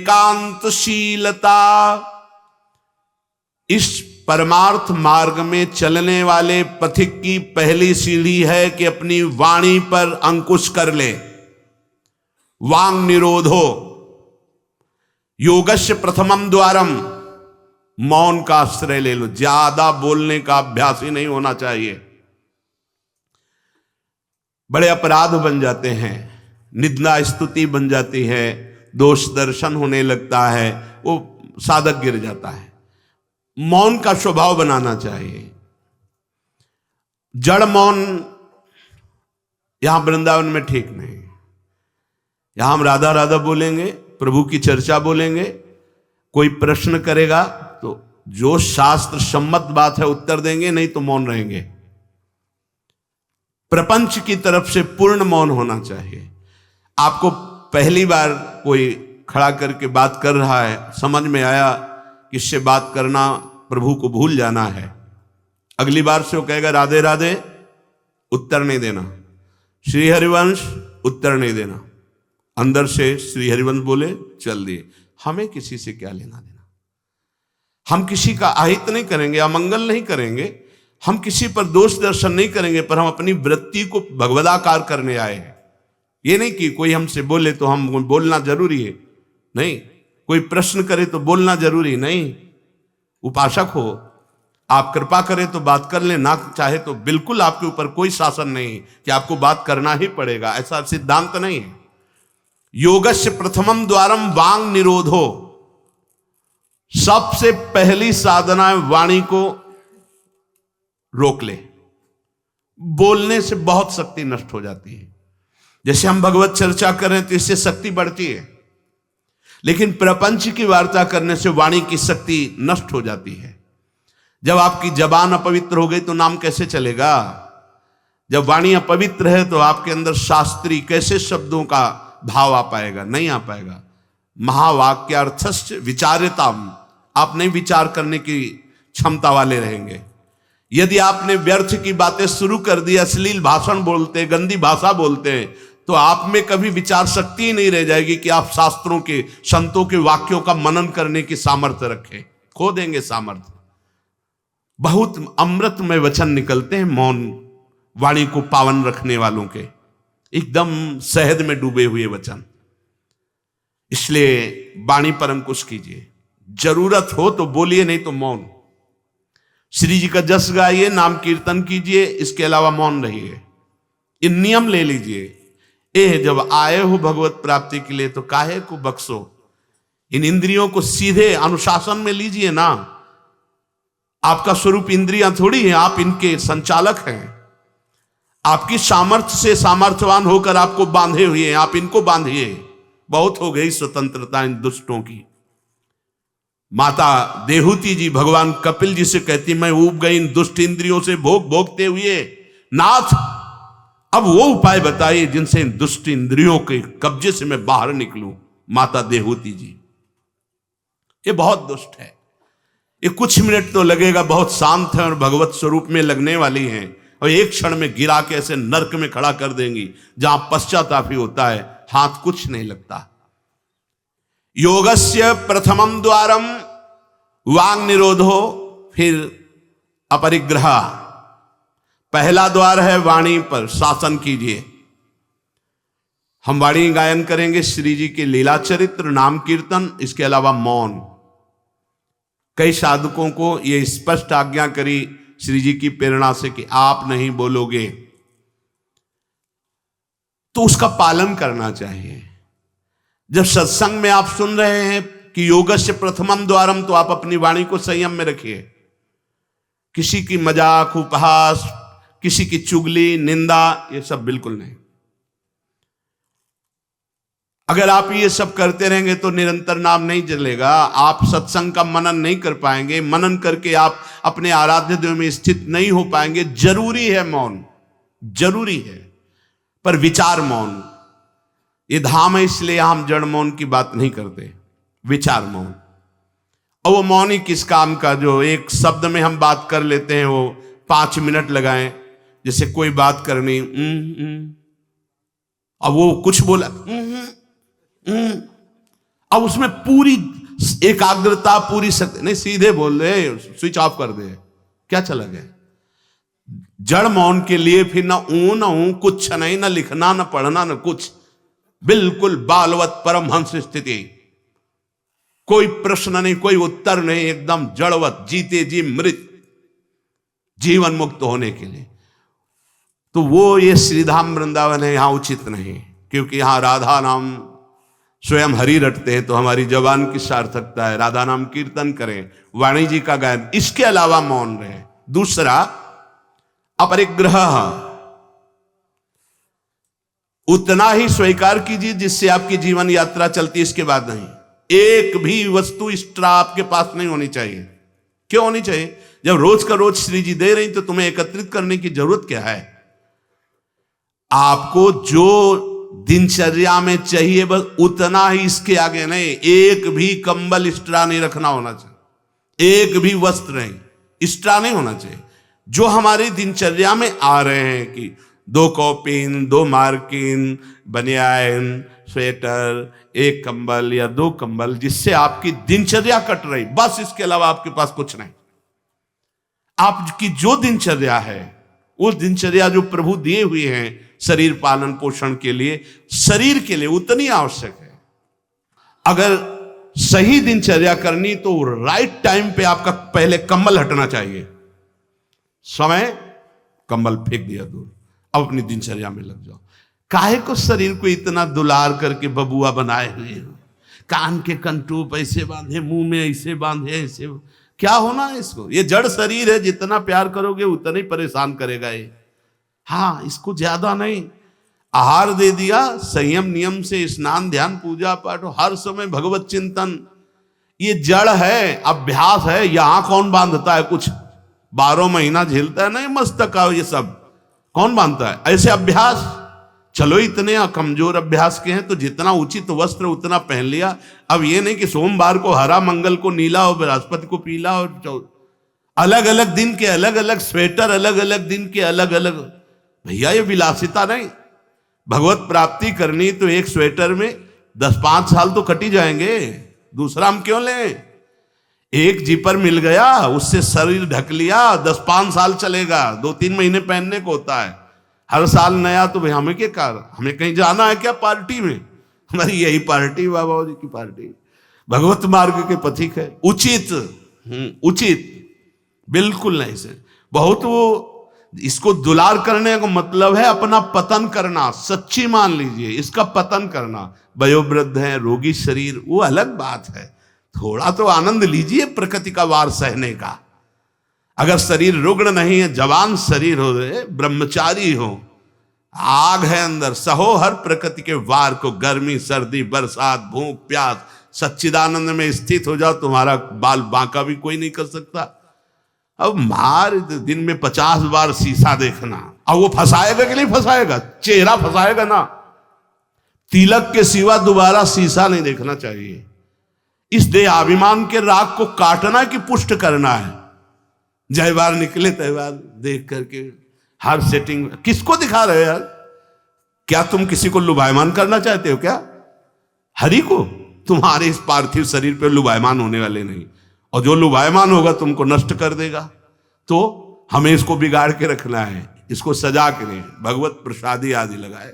हमारा देहाभिमान बार बार हमको गिराने की कोशिश करेगा। ये हम जो हंसी मजाक में भी कह रहे, इसको अच्छे से समझना। ये जो 2 प्रकार की पद्धति रखी गई है कि आप मुंडन करवा के रखिए क्योंकि आपके बालों से शोभा बढ़ेगी, और आप बाल रखा के रखिए क्योंकि आपकी शोभा बिगड़नी चाहिए। रज लगा के रखिए कि आपको ही आपके शरीर में राग ना रह जाए। बात यहां किसी के दिखाने के लिए नहीं है, आपके शरीर में आपको राग ना रह जाए। आप बार बार साबुन लगाएंगे, तेल लगाएंगे, बार बार शीशा कंघा और अपने चेहरे को सजाएंगे तो देहाभिमान पुष्ट होगा, ये नष्ट करेगा। कुछ नहीं है, बड़ी दुर्गति है, मान लीजिए। इसका अंतिम परिणाम आग में जलना, चाहे जितने चिकने कर लो गाल, चाहे जितने लाल कर लो, मरना है, पक्की बात समझो। तो जीते जी अमरत्व क्यों नहीं प्राप्त करते? अरे ऐसा रूप प्राप्त करो जिसमें गाल लाल ही रहते हैं, लालिमा लगानी नहीं पड़ती। श्री जी की दासी लक्ष्मी कोटि विलक्षण लक्षण लसल लीला किशोरी सतई, करोड़ों लक्ष्मी आश्चर्यचकित हो जाए, ऐसा रूप श्री राधा दासियों का है। गीध देह तज धरि हरि रूपा, गीध ने शरीर त्यागा, हरि रूप होकर धाम जा रहा है। बाहरी लाली लगाने से थोड़ी हरि मिल जाएंगे, बाहरी श्रृंगार से थोड़ी हरि मिल जाएंगे। प्रार्थना मान लीजिए कुछ दिन का है, धोखे में मत फंसिए। ये धोखा है। खेत में रक्षा करने वाले एक धोखा टांगते हैं, पैंट शर्ट टोपी लगा के, वहां कोई नहीं होता, लेकिन पशु धोखे में हो जाते हैं। ये धोखा है। अगर पशुवत बुद्धि रखोगे तो ये धोखा तुम्हें पूरे जीवन, पूरा का पूरा जीवन नष्ट कर देगा। इसी धोखे से निकलने के लिए हमें अवसर मिला है। योगस्य प्रथमम द्वारम वांग निरोधो अपरिग्रह, वाणी से मौन रहिए, जितनी आवश्यकता है उतना वस्त्र लीजिए। एक संत भगवान आए थे, एक मार्किन ऐसे बांधे हुए थे, साल उड़ाया, तो बोले आपकी आज्ञा इसलिए ओढ़ लेते हैं। तो हम कहा किसी बाहर निकल के किसी को दे देना, हमारी श्री जी की प्रसादी, इसलिए हमारी प्रसन्नता के लिए। तो उनका ओढ़ लेते हैं, पर महाराज हम रहते ऐसे ही हैं। हम कहा धन्य है, नौजवान हो, बहुत सुंदर है। तो हम कहा आप बाहर जब निकलना किसी को देखना ऐसे आवश्यक है तो आप दे देना। तो बड़े प्रसन्न हुए, आदर करके उन पर हृदय में आदर हुआ उनका, नहीं मुझे नहीं चाहिए, मैं तो जैसी रहनी से रहता हूं। हमने घटिया घाट है एक फर्रुखाबाद फतेहगढ़ की तरफ, वहां रुके हुए थे। एक महात्मा को देखा, वयोवृद्ध थे, एक पतली मार्किन, माघ महीना, ये कौन सा माघ चल रहा है, यही तो चल रहा है, मकर संक्रांति का अवसर। तो वहां रामनगरिया लगती है, 1 महीने के लिए। जैसे प्रयाग में कुंभ भी और कुंभ में लगता है, तो गंगा किनारे हर साल मकर संक्रांति में हजारों लोग 1 महीना वास करते हैं, रोज गंगा स्नान त्रिकाल करते हैं। उन महात्मा जी के समीप रात्रि में गए तो शरीर कांप रहा था और मंत्राकार वृत्ति, एक झोपड़ी में बैठे हुए थे। बड़ी लज्जा लगी हमें अपने ऊपर कि हमारा जवान शरीर है, 30-35 वर्ष पहले की बात, और हम 1 मार्किन पहने, 1 मार्किन ओढ़े, ये तो केवल 1 मार्किन पे है, तो हमारा क्या कर्तव्य बनता है? हमको ये भी फेंक देना चाहिए। ये वयोवृद्ध हैं और मौन है, तो उनसे प्रार्थना की कि यहां आश्रम से एक कंबल ले आए, आपका शरीर कांप रहा है। ऐसे मुस्कुरा के कहा नहीं। तो चोट पे चोट लग रही थी कि धिक्कार हमारे जीवन को, ये वयोवृद्ध होकर इतना तितिक्षापूर्ण जीवन, और हम जवान होकर के इसको सह नहीं पा रहे।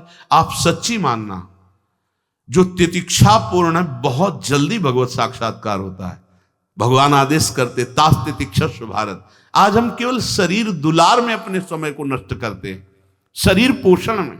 भाई देखो, ये छोटी छोटी बातें आपको देखने में लगती होंगी बड़ी बात है, यही आपको आपके आराध्य देव से विलक किए हुए हैं। महीना भर आप केवल ऐसे आहार करके देखिए कि जिसे तुम्हारा मन कहता अच्छा उसको हटा दीजिए। आज थोड़ा त्याग मत वर्णन कीजिए, आज थोड़ा हमारे उदर में परेशानी है तो हमें केवल आप रोटी और सब्जी दीजिए। महीना भर केवल रोटी सब्जी उचित। आप देखो, अगर आपके अंदर का रजोगुण तमोगुण नष्ट ना हो जाए तो कहना आपके अंदर सात्विक भाव आ जाएगा, मंत्र में स्थिति होने लगेगी। अब आप, हमने देखा है जैसे गुलाब जामुन, कचौड़ी, पकौड़ी, ये सब कहीं जैसे भिक्षान्न में मिली भी और भर पेट पा लिया, तो वो रस नहीं आया भजन में। जो एक सूखी रोटी ऐसे चबा के गंगा जल पी करके जो रस आता है ना, वो नहीं आता है। सच्ची मानिए, पहले के बड़े बड़े भजनानंदी महापुरुष अपने जीवन को ऐसे ही। तो अपरिग्रह ये बहुत बड़ी बात है, साधक यहां चूक करता है। देखो, आप लोग तो इतने बढ़िया अवसर पे हैं कि आपको ना किसी से मांगना है, ना आपको अपनी कोई परवाह होनी चाहिए, क्योंकि श्री जी व्यवस्था कर रही है। आपको जो वस्त्र उचित है वो ले लीजिए, जो भोजन उचित है, और अपनी सेवा और मंत्राकार वृत्ति। आपको किसी से कोई मतलब ही नहीं। आपको तो भिक्षान्न के लिए भी नहीं जाना है, अपने आप आकाश वृत्ति से प्रभु देते हैं। तो आपका रूम आपकी कुटिया है, आपकी दिनचर्या एक स्वयं की दिनचर्या है। आपके रूम में अपरिग्रह दिखाई देना चाहिए। बिछाने का, एक ओढ़ने का, जो आप जितना सहन कर सकते हैं उतना। अगर आप एक कंबल से रात काट सकते हैं तो दूसरी मत डालिए, चाहे 10,000 रखे हो, आपको क्या मतलब है? पूरी सृष्टि में सब भोग सामग्री आपके लिए है क्या? अपरिग्रह, हम जहां चूक करते हैं उसको पक्के से बांध लीजिए, अभी आनंद की धारा में आ जाओगे। वाणी को कंट्रोल, शासन। आवश्यक है तो बोलेंगे, नहीं तो मौन। दूसरा, उतना ही स्वीकार करेंगे जितने की आवश्यकता है। भगवदानुभूति के लिए एक बार तो आग लगनी चाहिए जीवन में, कि जीवन मृत तुल्य होना चाहिए। यहां जरा सा साधन बना कि पोस्टर बैनर में आ गए, प्रशंसा में आ गए, कैसे भगवत प्राप्ति होगी? अपरिग्रह।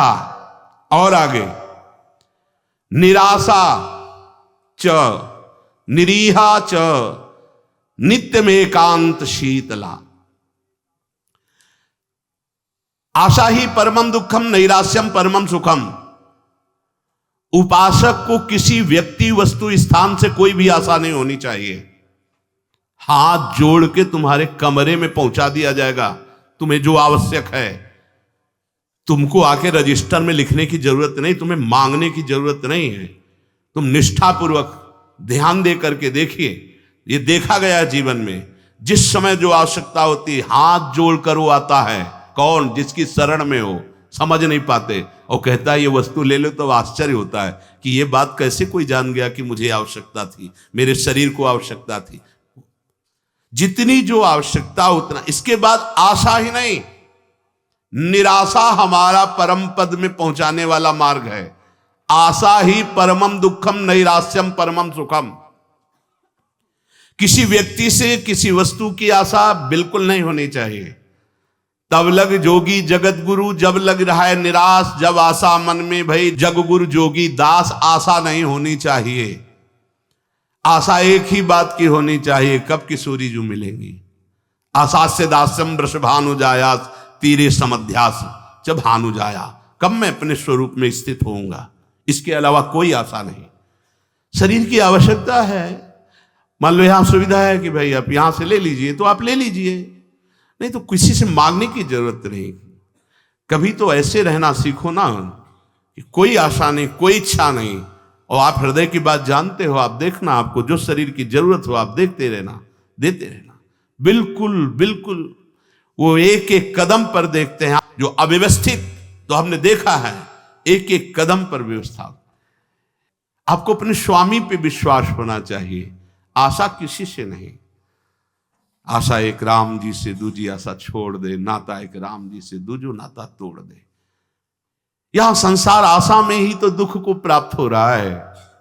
पिंगला वैश्या को भगवान दत्तात्रेय जी ने गुरु माना क्योंकि उसने आशा का त्याग कर दी। आशा नहीं। अब मैं पुरुषों से आशा करती थी, अब परम पुरुष से आशा करूंगी, अपने आत्मस्वरूप से। आप किसी की जरूरत नहीं, मैं किसी से रमण की आशा नहीं करूंगी, एकमात्र अपने आत्मस्वरूप। उसी समय उसको गुरु मान लिया। पहला वाणी का मौन, उचित बोलो। दूसरा सामान उतनी रखो जितनी आवश्यकता हो। तीसरा किसी से आशा मत रखो। चौथा निरीह, किसी भी तरह की लोक परलोक की कोई कामना नहीं। बड़ा आनंद। अभी देखो जीवन मुक्त हो जाओगे। किसी से लोक की कोई आवश्यकता नहीं, लोक वस्तु की, और निरीह कोई कामना नहीं। कितना हृदय अभी आनंदित हो जाएगा, प्रसन्न हो जाएगा। जैसे पीछे कहा कि अंतर्मुख होकर निष्काम होकर जो भजन होता है उसमें मन प्रसन्न हो जाता है। उसी अखंड प्रसन्नता में परमात्मा साक्षात्कार होता है। निरीह कोई इच्छा नहीं। आज क्या पाएंगे, कोई इच्छा ही नहीं आनी चाहिए। कुछ स्पेशल प्रार्थना होती, कुछ स्पेशल तो राधा नाम है, राधा रूप है, वो आप दे सकते हो तो दे दीजिए। नहीं वो तो नहीं, तो फिर और स्पेशल क्या हो सकता है। ये तो सब पार है संसार के। ये साधक उपासक चाहे गृहस्थ हो चाहे विरक्त, एक निष्ठा होनी चाहिए, एक निष्ठा। एक नए साधक को हमने देखा कि कपड़ा ऊपर से पड़ा था और गमछा पेट में बंधा था। जब प्रसाद पाने के लिए बैठे, किसी जगह हम रहते थे, वो आए थे मंडली से, तो हम संतों पर बहुत सूक्ष्म दृष्टि, उनके व्यवहार उनके आचरण से, क्योंकि सब कुछ सीखने को मिलता है। तो देखा कि खींच के पेट में गमछे से गांठ बंधी थी जब वो प्रसाद को बैठे, और पहले नहीं बंधी थी। तो उनके नजदीक गए और कहा, महाराज जी इसका क्या रहस्य, आप गमछा बांधे।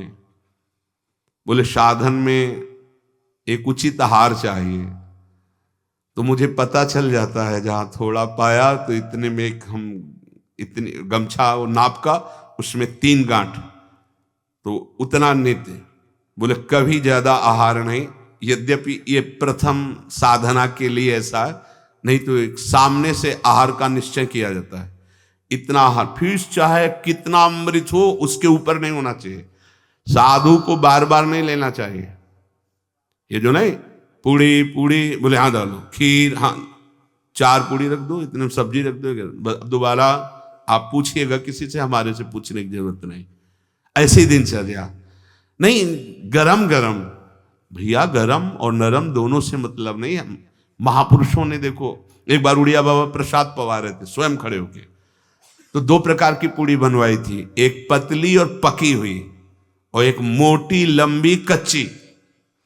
पकी हुई नीचे रख दिया और कच्ची वाली ऊपर रख दिया, और आप खड़े हो गए। ऐसे सब नवीन साधक ऐसे पारे, उनमें से 50 नीचे वाली पूड़ी ऊपर करके शुरू किया, और कई साधक ऊपर से शुरू किए। तो जो नीचे वाले तो उनसे कहा खड़े हो जाओ, वो तो महापुरुष थे, जाओ ब्याह करो जाके, गर्मा गर्म बहू के हाथ पाना, बाबा जी बनने लायक नहीं हूं। ऐसे सीधे डांट लगे, कान पकड़ा, महाराज जी गलती हुई। नहीं, आपने ऊपर वाली को नीचे क्यों किया? नीचे वाली को ऊपर क्यों किया? क्योंकि वो पकी थी ना, तुम्हारी स्वाद पर दृष्टि थी ना, इसलिए स्वाद का पोषण करना है तो घर जाओ।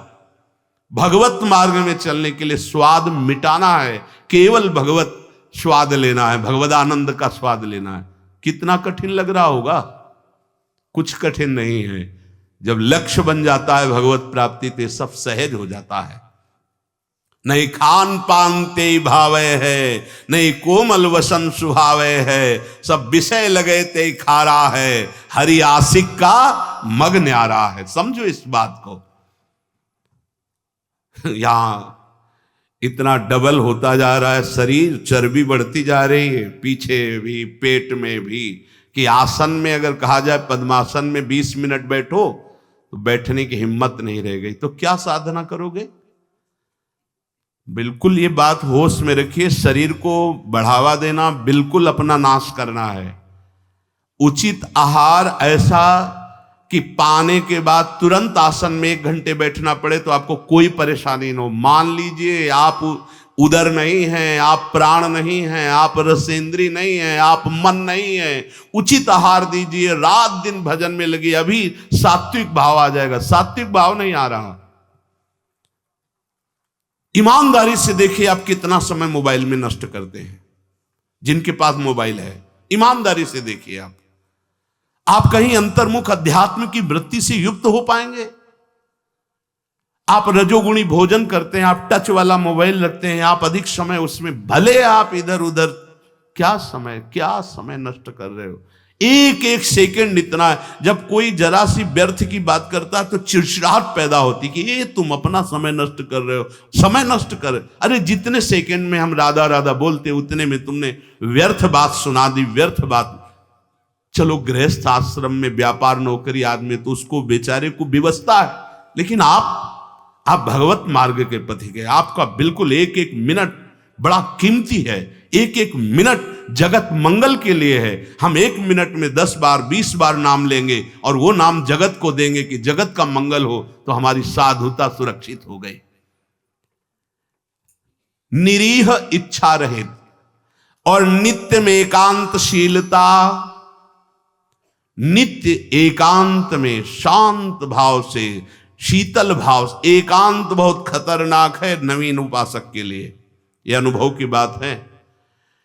जहां आप अपने कमरे में जाएं तो समाज से ज्यादा सावधान हो जाएं। पक्की बात कह रहा हूं। समाज में तो बहुत शालीन गंभीर स्वभाव अपने को रखना ही पड़ेगा, क्योंकि हजारों की दृष्टि है। एकांत में किसी की दृष्टि नहीं है, उसकी दृष्टि है जिसके लिए आप बाबा जी बने हो या जिसके लिए आप भगत बने हो। अब एकांत आपका कहां जा रहा है वो खुद देख रहा है। जो शास्त्र शीर्षा पुरखा सहस्राक्षा सहस्त्रपात, वो प्रभु देख रहा है कि तुम्हारी एकांत में प्रिय वस्तु क्या है। मोबाइल, सांसारिक नौटंकी नाटक, या विषय चिंतन, या विषय क्रिया, वो देख रहा है। और अगर आप एकांत में शास्त्र स्वाध्याय कर रहे हैं, नाम जप कर रहे हैं प्रभु के लिए, तो वो देख रहा है, वो भी देख रहा है। इसलिए प्रार्थना है नित्य में एकांतशीलता। आपका स्वभाव एकांत में बहुत ही सावधानी पूर्वक समय कटने वाला हो। एकांत साधु का सही तो परमार्थिक। कैमरे के आगे तो सब सही बोलेंगे, सही देखना होगा, सही हरकत में रहना होगा। एकांतिक आपकी हरकत क्या है, एकांत में आपका चिंतन क्या है, यही खास बात होगी। 2 मुखड़े होते हैं, एक होता है सामाजिक, एक होता है एकांतिक। सामाजिक से भी एकांतिक सावधान साधु का मुखड़ा होता है। असाधु का समाज में बहुत बढ़िया और पीछे कुछ और होता है। हर एक व्यक्ति की बुद्धि में 2 बुद्धि होती है, एक होती सुमति, एक होती कुमति। एक होती दैवी संपदा को वर्धन करने वाली सुमत, एक राक्षसी संपदा को। अर्थात कुछ ऐसे मुखड़े होते हैं जिनका एक मुखड़ा तो देवता होता है, दूसरा राक्षस होता है। अगर एकांत में तुम्हारा चिंतन, तुम्हारा आचरण, तुम्हारा विचार, तुम्हारी क्रियाएं कुमति के द्वारा हो रही हैं, तो सामने देवता बनोगे और पीछे राक्षस बनोगे। ये दुमुही चाल भगवत प्राप्ति के लिए बहुत बाधक बात है। जो तुम्हारा एकांत वही समाज, जो समाज वही एकांत। हम इष्ट और गुरुदेव के सीसी कैमरे में हर समय रहते हैं। हमारा इष्ट और गुरुदेव हर समय मुझे देख रहा है। दरवाजा बंद करने पर हम एकांत नहीं हो गए, वो गुरुदेव की दृष्टि है, हमारे आराध्य देव की दृष्टि। हमें पहले सोचना चाहिए, कुछ करने के पहले, कुछ देखने के पहले, कुछ सोचने के पहले, कि अंतर और बाहर दोनों जगह मेरे गुरुदेव सुन रहे हैं, देख रहे हैं, मेरे आराध्य देव सुन रहे हैं, देख रहे हैं। इसलिए नित्य में एकांतशीलता, एकांत में बहुत शीलवान, धैर्यवान, विनम्रता पूर्वक अपने मन को समझा करके केवल प्रियालाल में लगाना। एकांत स्थितिरिंद्रियो परमणे हेतुर्दमश्चेतसः संरोधे कर्णम समेनो विलयम यायादहम वासना। एकांत में रह करके बढ़ी हुई इंद्रियों के वेग का दमन करता है साधक, क्योंकि एकांत में इंद्रियां बहुत प्रबल हो जाती है। मन, इंद्रियां, खास जिस समय आप शयन करने जाते हैं उस समय बहुत सावधान। जब तक नींद ना आवे तब तक माला चलना चाहिए। उस समय मन के चक्कर में मत पड़ना, ये अनुभव की बात कहते हैं। जब तक आपको नींद ना आवे तब तक बैठ जाइए, माला चलाना शुरू कर दीजिए। शयन के समय खास, जिस समय आप अपने कक्ष में गए शयन करने, मोबाइल हो तो सबसे पहले कमरा बंद करने के पहले स्विच ऑफ करो, उसको बंद करो मोबाइल को। प्रार्थना मान लेना, अगर प्रार्थना मान लोगे तो प्रार्थना करने योग्य हो जाओगे। गेट बंद होने के पहले स्विच बंद होना चाहिए मोबाइल का। अब अपने कमरे में शयन के लिए गए हैं तो माला हाथ में लेकर बैठ जाओ। जब नींद आने लगे तो और धन्यवाद है कि माला छाती से लगा हुआ सो गए, धन्यवाद। अगर ऐसा नहीं है तो नींद आ गई है तो माला विराजमान किया, बिल्कुल नींद में जा रहे हैं, अब चले गए। थोड़ा भी समय इसको मनन करने का मत दीजिए उस समय, नहीं तो ये दिन भर साधन में लगाया गया है, उस समय कोई असाधन सोचवा देगा या करवा देगा। बहुत ये पॉइंट की बात है, समझ लेना आप। ये देखा गया है हृदय में, उसी बात को कहा गया जब साधन काल में देखा गया है, हृदय में देखा गया कि फिर मन उस समय मतवाला होता है कि अब तो पूरे दिन हम साधन ही तो की, तो 5 मिनट की मुझे छूट दे दो। लेकिन नहीं, उस समय कठोरता पूर्वक इसको साधन में, और जब नींद आ गई तो शयन करो, जब उठे तो फिर वैसी दिनचर्या प्रारंभ कर दी। तब मन भगवदाकार। एकांत स्थिर इंद्रियो परमणे हेतुर्दमश्चेतसः। एकांत में साधक अपनी इंद्रियों का दमन करे, बढ़ावा ना दे। देखो क्या साधन है।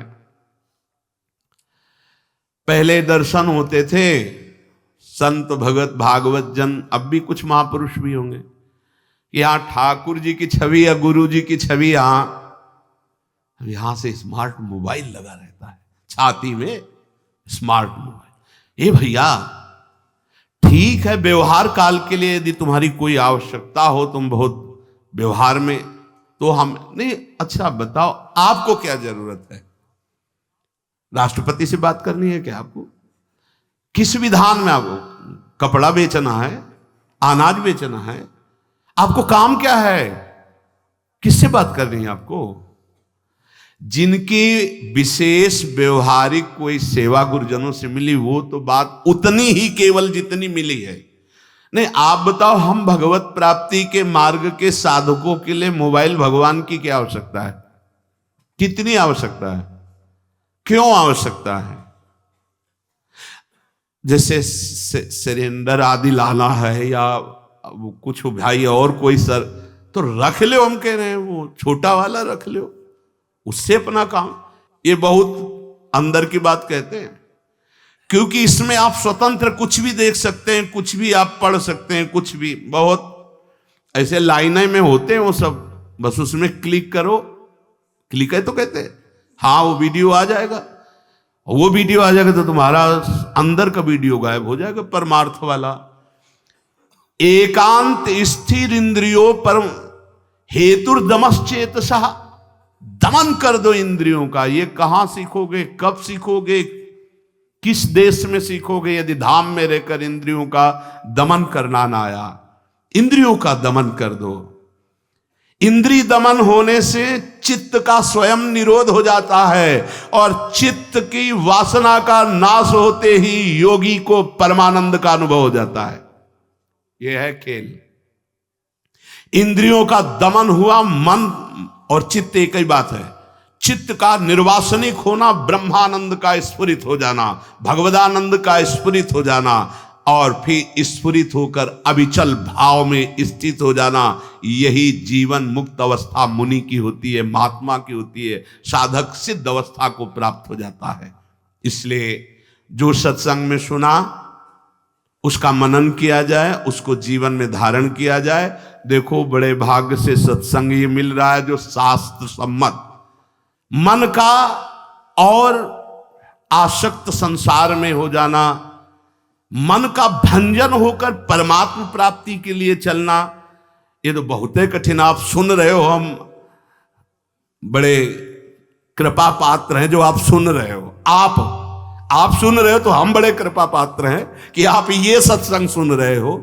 नहीं तो इस सत्संग के सुनने के लिए अपने आप से गा लो, अपने आप से सुन लो, वो तो सुनने को मिलेगा क्योंकि उसमें, लेकिन इसमें सुना है, इसमें नाश नाश नाश, काट काट, हर संबंध, हर विषय, हर मनोरंजन काट, फिर आकर के अपने स्वरूप में स्थित हो गया। हम आपके ऋणी हैं जो आप ये सत्संग सुन रहे हैं, और अगर इस सत्संग को सुनकर मनन करके आप जीवन में धारण कर लेंगे तो सच्ची मानिएगा इसी जन्म में भगवत प्राप्ति हो जाएगी, जो अत्यंत कठिन है। नहीं तो विषय रस बढ़ाने वाला, संसार पे सत्यत्व बुद्धि करने वाला, नाना प्रकार के भोगों की प्राप्ति का उपाय बताने वाला, ये तो बात मिल सकती है, ये प्रवचन मिल सकता है, लेकिन समस्त संशयों को छिन्न भिन्न करके परमात्मा स्थित करने, ये तो जब द्रवहि दीन दयालु राघव तो साधु संगति पाइए। इसलिए लाभ ले लीजिए। ये हम कह रहे हैं इसलिए नहीं, ये बहुत बड़ा संयोग बना है प्रभु का। जैसे आंधी कभी कभी आती है, ऐसे ही हरि की अनुग्रह रूपी आंधी चल गई है। अगर इस आंधी में उड़ गए तो प्रभु के पास पहुंच जाओगे, और नहीं तो आगे कलयुग की आंधी ऐसी आ रही है जो काली आंधी है, जिसमें मार्ग ही नहीं दिखाई देगा कि सतमार्ग किसे कहते हैं। जीवन का लाभ ले लीजिए। अपनी इंद्रियों को ज्यादा बहिर्मुख मत कीजिए, नाम जप कीजिए, भगवद आश्रित रहिए। जो सुनिए तो मनन कीजिए, ना पकड़ पाए तो बार बार सुनिए। आजकल तो सुविधा है कि आप इसे 1000 बार सुन सकते हैं। बार बार सुनिए, ये जरूर सुनिए, क्योंकि ये तुम्हारे मन का नाश करेगा जो वासनामय है, तुम्हारी इंद्रियों का दमन करेगा। इंद्रिय और मन को बढ़ावा देने वाला कुसंग होता, सत्संग नहीं। सत्संग तो वही होता है जो सत्य में स्थित कर दे। बड़े भाग पाई सत्संगा तो बिना प्रयास होई भो भंगा। नाम न छूटने पावे, बस नाम चलता रहेगा तो सब ठीक हो जाएगा। जैसे भी बने, उठते बैठते चलते फिरते प्यारी जी का नाम राधा राधा रटते रहिए। शेष चर्चा आगे। श्री राधा वल्लभ लाल।